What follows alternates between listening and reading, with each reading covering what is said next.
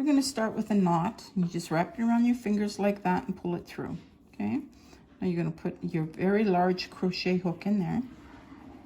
And on the blog post, I will add the size of the hook. I'm not sure what it is exactly. And you're going to do this wrap around and pull through. Wrap around and pull through. Wrap around.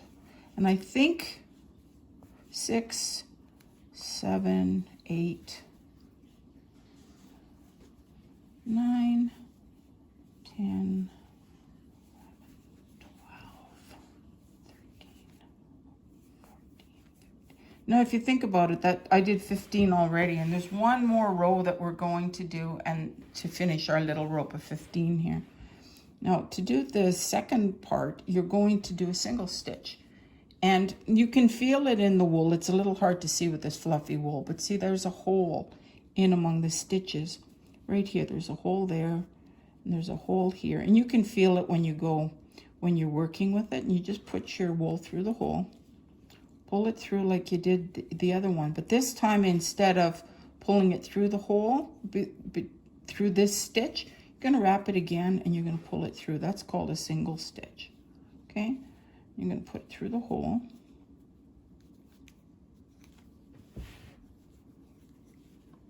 Wrap it around and pull it through both. Find your hole, put it through, and do both.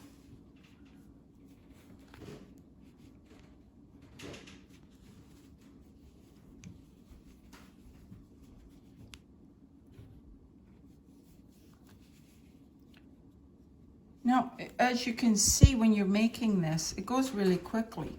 Now, this here portion is actually done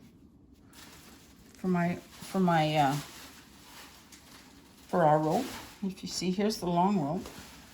I'm gonna do it like this.